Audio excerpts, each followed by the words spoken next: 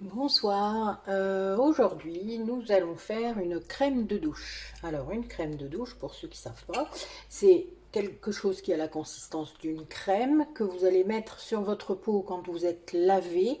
Vous venez de vous laver et rincer sous la douche, vous allez mettre la crème et après vous allez vous rincer à nouveau.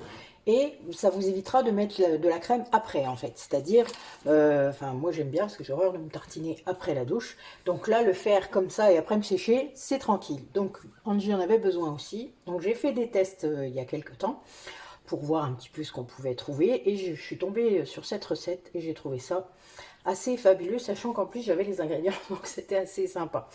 Donc, la seule chose, c'est que j'étais embêtée par rapport à la quantité, donc j'en voulais au moins 200 grammes, et le souci, c'est que je ne peux le faire que 100 grammes à la fois, sinon ça se bat pas comme il faut. Vous savez, ça va être une émulsion, hein. C'est comme si d'un coup vous mettiez plein de, plein d'huile dans votre jaune d'œuf que vous voulez faire la mayonnaise, eh ben, c'est la même chose. Là, s'il y a trop d'eau dans votre huile, eh ben, ça va pas. Voilà. Donc, je vais faire 2 fois 100 grammes. C'est pas très grave. Je vous ferai soit un mix des 2 vidéos, je verrai bien, ou je vous en mettrai qu'une, mais c'est pas un souci. Euh, Comme ça me laisse le droit de me tromper, ce qui est pas mal en soi. Donc, nous allons attaquer. Donc, il nous faut, pour faire cette recette, de la cire émulsifiante. Alors, moi, je l'achète en gros contenant, puisque je fais beaucoup de crème. Elle s'appelle comme ça. Je vous laisse noter, parce qu'elle est en anglais. J'espère que vous allez réussir à voir assez. Voilà. Alors, vous pouvez aussi prendre de la cire Pola Wax. Elle s'appelle numéro 1 sur Aromazone. Donc, voilà. Après, c'est vous qui voyez comment vous l'achetez. Ensuite, alors, on peut mettre soit du beurre de cacao, soit du beurre de mangue. Alors, vu que moi, j'ai du beurre de mangue, bon, j'aurai aussi du cacao, mais il faut que j'utilise les deux. Donc, je vais essayer avec du beurre de mangue cette fois-ci. De l'huile végétale de coco, hein, donc, voilà, qui est solide, hein, je le rappelle. Ensuite, alors, là, c'est un peu spécial, l'huile de ricin sulfatée. Alors là, moi, je l'ai trouvé que sur ce site-là. Ça se trouve sûrement sur d'autres. Mais je l'avais acheté par erreur en fait à la base. Je pensais que c'était de l'huile de ricin normale. Et l'huile de ricin sulfatée, c'est une huile particulière qui permet au contact de l'eau de se transformer en lait. Du coup, vous comprenez mieux pourquoi je l'utilise pour cette crème de douche. Parce que quand vous allez vous tartiner avec cette crème de douche, vous n'avez même pas besoin d'en mettre beaucoup, hein. Moi j'en mets un petit peu dans ma main, et ça va se transformer en lait sur votre peau, nourrissant quoi. Donc voilà, c'est vraiment, c'est un produit un peu magique, hein. C'est ça la chimie, ça fait ça. Ensuite, il nous faut une phase aqueuse et donc on mettra soit de l'eau minérale, soit de l'hydrolat. Je ne me suis pas encore fixée, je vous mettrai sur arrêt. Je vais voir un petit peu ce que j'ai. Voilà, vous savez que je fais des hydrolats, donc j'en ai plusieurs. Peut-être de la camomille ou pour la peau, les peaux sensibles. Ça pourrait être aussi du bleuet parce que ça peut aussi être bon pour les peaux sensibles. Mais ça peut aussi être de l'eau minérale tout simple. Donc ensuite, du conservateur, donc du Coast Guard. Moi, je l'achète comme ça. Et une fragrance, alors une fragrance que j'ai découvert sur Aroma Easy, qui est vachement sympa par rapport aux colorants et aux fragrances. J'en achète de temps en temps parce que ça suce pas vite. Bon là, je l'aime beaucoup, alors je l'ai acheté en plus gros. Ça s'appelle la tête dans les étoiles, donc moi ça me rappelait beaucoup certaines choses. Et c'est vrai qu'elle sent super bon, c'est dommage que vous n'ayez pas l'odeur avec la vidéo, je vous jure, c'est un truc de ouf. Donc voilà. Donc on va attaquer. On va déjà mettre tout ce qui est phase huileuse. Donc on commence toujours par le solide. Donc on va mettre 10%, donc sur 100 grammes ça fait 10 grammes, de cire émulsifiante. Ben, ça fait pile poil. Toc. Voilà. Ensuite, on va mettre le beurre de mangue ou de cacao, comme vous préférez. Donc pareil, 10%, donc 10 grammes. Donc je vous rappelle les règles que j'ai mis. Oula, il y en a trop là.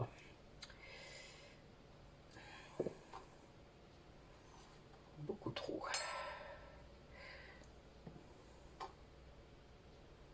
C'est mieux. Donc, comme je disais, je vous rappelle les règles de base, hein. La vidéo est toujours normalement en tête. c'est fait pour, mais bon, je suis pas sûre que ça fonctionne puisque j'ai pas la même interface que vous. Donc, vous devez tout désinfecter, du plan de travail à vos contenants, à vos ustensiles, etc. avant de faire quoi que ce soit, et vos mains évidemment. Donc je continue. L'huile de coco, donc je rappelle, 10%, donc 10 grammes de cire, 10% de beurre, de cacao ou de mangue, donc 10 grammes, 10%, et de l'huile de coco, on va en mettre 7%, donc 7 grammes pour moi. Alors, 7 grammes, ça fait pas beaucoup.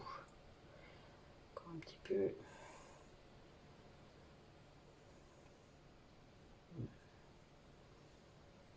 Donc on essaie d'être précis, puisque là, c'est ce qui va faire l'émulsion, donc on ne peut pas en mettre trop ou pas assez, enfin, ça sera pareil pour la phase aqueuse. Hein. Voilà, 7 grammes pile poil. Et ensuite, l'huile de ricin sulfatée, 10%, donc 10 grammes également. On fait bien attention. Voilà, on y est. Ok. Donc ce premier bol, je le mets au bain-marie, je vous montrerai après. Hein. Et je laisse fondre. Je prépare mon deuxième bol. Donc comme je vous disais, j'ai du bleuet. Là c'est du bleuet, c'est pas du que j'ai fait parce que j'ai pas eu de fleurs cette année.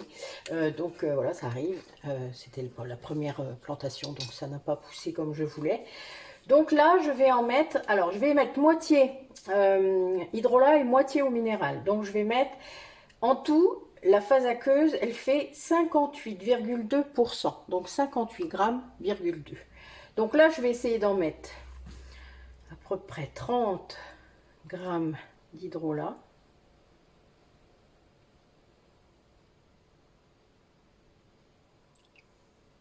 Voilà. Donc, on les utilise. Ceux qu'on achète et qu'on utilise, il faut les remettre au frigo surtout. Hein. Faut l'utiliser assez rapidement, sinon vous le conservez sous forme de glaçons. Hein, vous faites des bacs à glaçons et dans un sac. Voilà, moi je fais ça avec les hydrolats que je fabrique. Et comme ça reste bien. Donc du coup, je l'ai ouvert, j'ai fait exprès. Je vais le conserver comme ça ensuite. Et je complète jusqu'à 58,2. Alors là, on fait très attention parce que l'eau, ça va très vite. Très très vite. Et là, pour en retirer, ça va être galère sinon.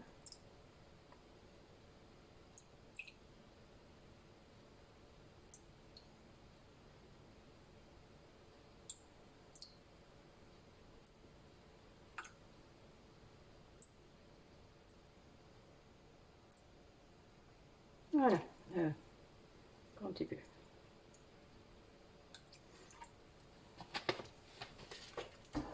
Voilà, donc je mets ce deuxième récipient au bain-marie également.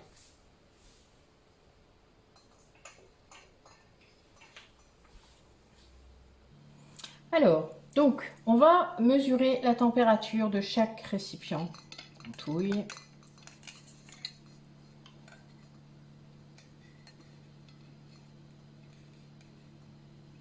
Alors là, je suis déjà trop. L'eau est déjà à 70 degrés, donc je l'enlève. Mais l'huile, il faut qu'elle continue à fondre et qu'elle monte également à 70 degrés. Donc là, elle est à 73, donc ce qui fait que mon huile a le temps de monter et de fondre le temps que l'autre va descendre un peu. Parce que pour l'émulsion, pour qu'elle soit réussie, il faut absolument que ça monte à 70 degrés. Donc là, oui, on est à 68. Vous voyez, ça fond hein, relativement facilement. Souvent, c'est les cires hein, les plus longues à fondre. Les beurres, ça fond tout seul. Et là, on y est. Donc, je l'enlève, même si c'est pas fini de fondre, parce que ça va finir de fondre. Et je vous reprends après. Alors, en règle générale, je peux faire ça avec le fouet à la main. Bon, je vous en ai déjà parlé, je crois, sur d'autres trucs quand je faisais des crèmes. Le souci, c'est que parfois, ça ne va pas assez vite. Donc, voilà, vous avez entendu. C'est un mousseur, allez, hein, c'est tout simple. Voilà, donc, nous allons verser la phase aqueuse dans la phase huileuse. Alors, il se peut que ça cliffe un peu. Le problème, c'est que j'ai pas 3 bras, donc je ne peux pas protéger. Donc, je vais faire comme je peux. Vous rigolerez comme ça. Ça peut arriver quand on... Là, ça va. On est bon. Voilà. Je maintiens juste pour que ça tourne. Et en route. Voilà. Donc, vous voyez, ça a cliffé un petit peu, mais ça va pas durer trop longtemps. Parce que je le tiens, en fait. Voilà. Et là, je peux bouger un tout petit peu. Pas de trop, parce qu'en fait, il est plus puissant que je croyais. On va l'arrêter 5 minutes.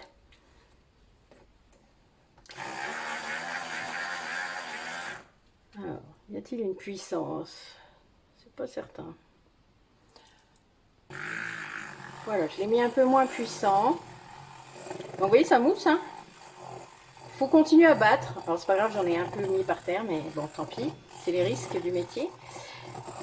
C'est bien pour ça qu'on désinfecte. Donc voilà, vous voyez là, ça, on commence vraiment à avoir une texture qui est sympa.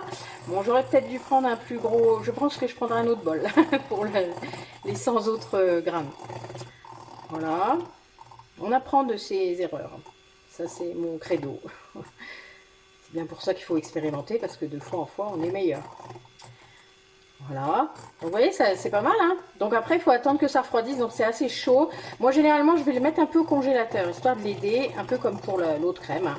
Je fais exactement pareil. Donc, on arrête. J'espère que ça va s'arrêter. Voilà. Donc, vous voyez, ça fait vraiment comme du lait. Pour l'instant, on va le laisser comme ça. Alors, je l'ai laissé 5 minutes à peu près. Donc, on va voir ce que ça fait. Donc, vous voyez, ça a pris un peu, mais pas trop. Ça peut suffire parfois juste pour faire une crème, une petite croûte. Ça permet que ça refroidisse. Alors là, bon, mon contenant est vraiment trop petit. Donc là, j'ai lancé en fait le deuxième. Hein. Je suis en train de faire fondre la cire. Bon, ça cliffe un peu trop. Oula, là c'est trop fort. Voilà. C'est pas mal. Je vais le remettre un peu au congélateur parce que c'est pas encore complètement froid. Voilà. Vous voyez, ça s'épaissit un peu. C'est le but. Alors après, on le laissera de toute manière reposer un peu à température ambiante parce que ça continuera à s'épaissir hein, jusqu'à un certain point. Alors, donc vous voyez, j'ai pris un plus grand bol pour le coup d'après. On va refaire un essai.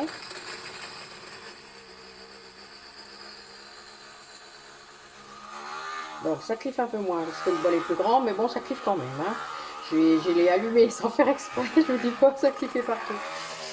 Après, vous pouvez mettre il peut y avoir un système, vous savez, vous mettez une feuille au-dessus, etc. Bon, je l'ai déjà fait, le coup d'avant, j'avais fait ça, mais voilà, je pensais pas que ça allait cliffer autant. Bon, après, c'est pas très grave.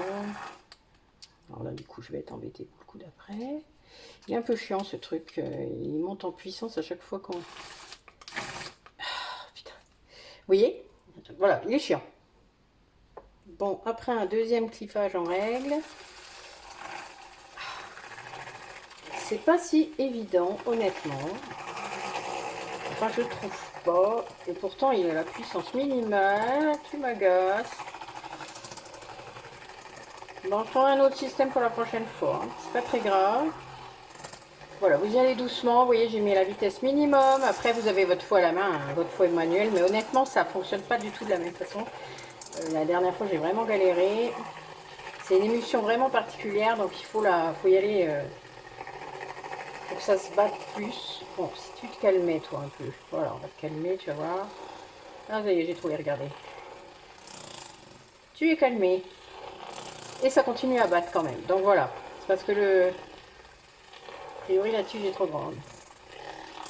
C'est pas grave, regardez. Il suffit de... On y va tranquillement. Bon, ça cliffe beaucoup moins. Je sais quoi faire maintenant. Donc je vais le mettre au congélateur et je vais vous reprendre quand ça sera prêt pour rajouter le conservateur et la fragrance. Alors, pour finir, donc j'ai rassemblé les deux pots dans le grand. Hein. Je vais reprendre mon fouet manuel parce que là, du coup, j'ai plus vraiment besoin de la force du batteur. Donc, vous voyez, ça commence déjà à ressembler à quelque chose de plus consistant. Alors, vous pourrez le remettre à nouveau dans le congélateur encore un petit peu, hein, histoire que ça prenne bien.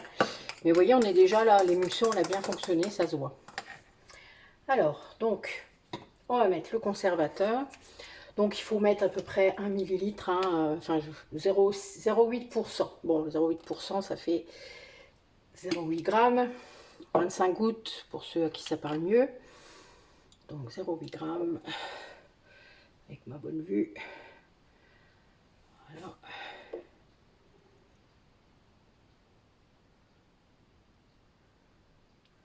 Voilà. On mélange bien entre chaque. Alors, je fais une bêtise en plus. 0,8 grammes, c'est pour 100. Et là, j'en ai 200. Donc, il faut que je mette 2 fois. Voilà. Vous voyez, j'ai failli faire une bêtise. Des fois. Et pour la fragrance, alors ce ne sont pas des huiles essentielles, donc il n'y a pas de... C'est étudié pour. Donc là, on est plus sur 70 gouttes. Donc 70 gouttes, c'est 2 millilitres pour 100. Donc ça fait à peu près 4 millilitres. Bon, je vais en mettre 3 parce que ça sent vraiment fort. Ça suffira largement. Voilà, 3 millilitres. J'aurais dû mélanger entre les deux, mais c'est pas très grave. On va rattraper sans problème. Alors du coup, ça rend votre mélange un peu plus liquide, mais si vous le remettez un petit coup au frigo, enfin au congélateur, ça ne sera pas un problème.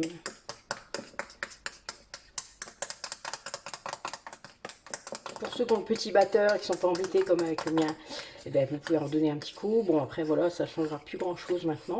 Là, maintenant, il faut attendre que ça prenne. Donc, je vais le relaisser encore un petit peu au congélateur et après, je le mettrai dans le pot et je le laisserai en... Enfin, on verra après. Voilà, étape finale. Donc, vous voyez, ça a bien repris. C'est pas mal du tout. Ça va pouvoir continuer à épaissir. Bon, moi, je vais le laisser dans le pot sur mon plan de travail comme ça pendant 24 heures à peu près, jusqu'à demain, quoi. Et puis, je vais pouvoir l'utiliser. Donc, vous le mettez bien dans votre pot. Il se peut que ça déborde un peu. Vous prenez un autre pot. Voilà, c'est pas très grave. Donc là, a priori, j'en ai pour un peu plus. Ce qui n'est pas gênant en soi. Ce qui est un peu bizarre, mais bon, c'est un peu, ça a une consistance un peu très mousseuse là, vous voyez.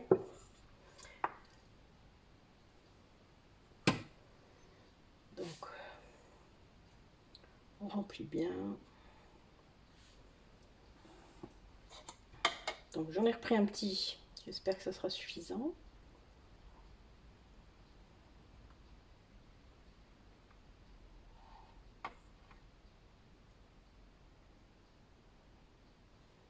C'est pas certain.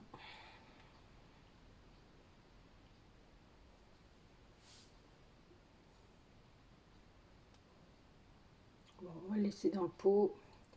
Je vais le mettre dans un ramequin et ça sera pour une vie demain ou ce soir. Ça sera sa dose pour sa douche. Comme ça, elle sera la testeuse, première testeuse.